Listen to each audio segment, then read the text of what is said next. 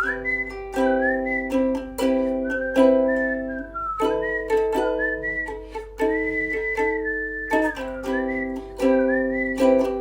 friends, how you doing? How you doing? Me? Don't ask. I fell off of a train platform today. I wish I was joking. Please don't even look at me. I'm actually embarrassed. I wanted to do a quick catch up, those that give a shit, which is not many people, about my endometriosis and polycystic ovaries. 2 months ago when I got my ovaries scanned. So this is a small update from that point. I know I usually do them 3 months apart. It is almost 3 months though. But basically I'm now off my pill. And I don't know if I mentioned that in my last one, but I'm off my pill because of my prolonged migraine that I had. I could have had a stroke if I stayed on it. So I had to come off of it. And I'm actually getting a headache today. I don't usually get them anymore because I'm on medication for it still, and I will be for another 4 months. And I have an MRI coming up, so yeah, that's terrifying. And if everything comes back okay, and this starts to never come back, my prolonged migraine, which I'm getting right now, I could choose to go back onto a pill, but I kind of don't want to. And when I was told that I had to come off my pill, I had several arguments. I was swinging at everybody and their mother. I really was, because I just didn't want to do it. The pill saved my life in so many ways, and I felt healthy and normal, like a normal person. And so I was very anxious to come off of my pill, for many reasons. I will say I want to go back on purely so I can get my boobs back, because they're still a similar size. They're just kind of not as big anymore, and it makes me really upset and self-conscious. Although I will say that completely fluctuates like all the time. But anyways, not the fucking point. I was anxious to be having periods normally again. That was my biggest concern, of just like, what if they're always heavy again? What if you're in like 10 times more pain again? What if it's completely uncontrollable? And just like, how are you gonna survive with it if you have to come off of it again? And it's actually been okay, and that's such a relief. The first period off of it was normal as in a normal withdrawal period. So when you come off of the pill, naturally, whether it's you on it for a month, 3 months, or you're actually just coming off of it completely, the first week afterwards you'll have a period, and that will be a normal withdrawal period, which is usually quite harmless, like quite easy to deal with, quite easy to bear. So yeah, that was normal. And then a month passed and came back from my holiday, and I thought I was gonna die. Like, the pains I had were so fucking bad, it was unreal. I was like, oh, so I am gonna have to go through this again. I am physically going to have to die and rebirth every month. The pains were so bad, I went to sleep and got woken up by them, by the period pains, at 5 in the morning, after I went to sleep at 2 in the morning, because that was the only time I could even fall asleep because of the pains. I was crying all morning because I was so stressed out. I didn't sleep. I was just in so much pain, and it was just like, oh, like, I haven't had a period like this since I started the pill. Like, so for almost 2 years, I was like, I haven't had a period like this in 2 years. I'm miserable. I can't do this. And then I've had 2 periods since then, and they've been okay. They've been normal periods. And it's weird, because usually if I ever had a normal period, it would be like once every 6 months or every 4 months or something like that. You know, predominantly it would be pain and dying.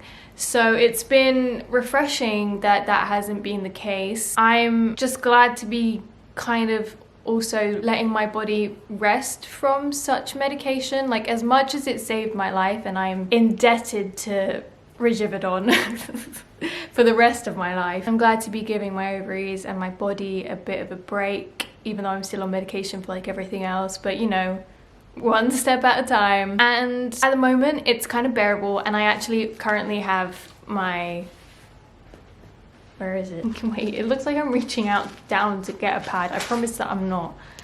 I currently have this on, which, if you haven't seen in my last, like, I think it's like my September favorites vid, this motherfucking thing. Whilst I was having one of my most painful periods about 3 months ago, we were watching a show about women, and one of the episodes was on women with endometriosis and stuff like that. And they mentioned this product, and I was like, I need that. And so my parents, amazing parents, got it for me, and I have been wearing it literally every day ever since.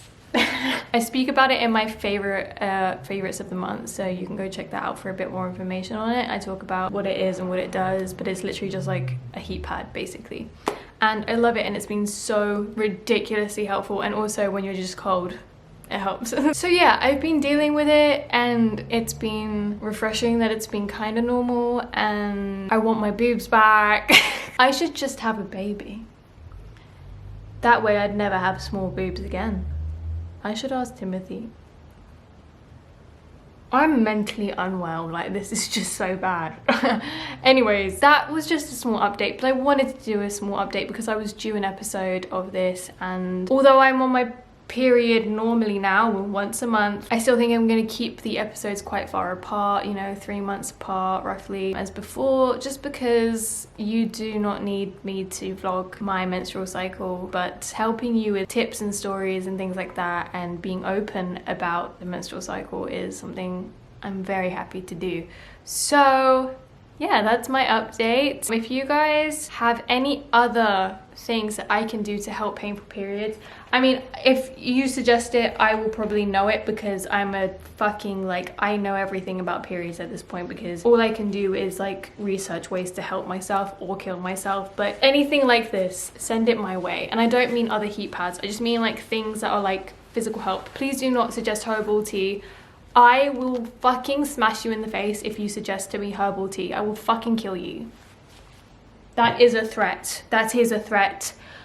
Herbal tea, like literally my ass. No. The only herbal tea I can have is like cinnamon, and it didn't help my period pains. It just tasted nice. Do not tell people with chronic illnesses to drink herbal tea. Normal people, people with no ovarian illnesses, go ahead, suggest herbal tea. But if one more motherfucker suggests herbal tea to me, I'm gonna punch you. Anyways, suggest other things. I mean like physical things that will help. I kind of want to get like a fucking, what's it called?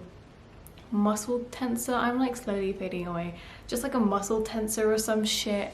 You know, where they like, it like flexes your muscles for you, and like that kills the pain. I need to eat and sleep. If you can't tell, I'm literally falling asleep. So that's my little update for you guys. I hope that you enjoyed me talking about bleeding. Literally kill me now. I will see you in my next update, and honestly, if like nothing changes between now and like the next 3 months, there might not be an update for like a long time until something else happens, and I hope that it doesn't. But I always like, let's say from this point forward, if I'm hypothetically very healthy, my ovaries continue to heal and whatever, I always want to talk about polycystic ovaries and endometriosis on my channel, because they have impacted my life predominantly negatively for my whole life. So I will see you guys in my next video. I love you so much. I hope you have a great day or week depending on when you're watching this. Mwah.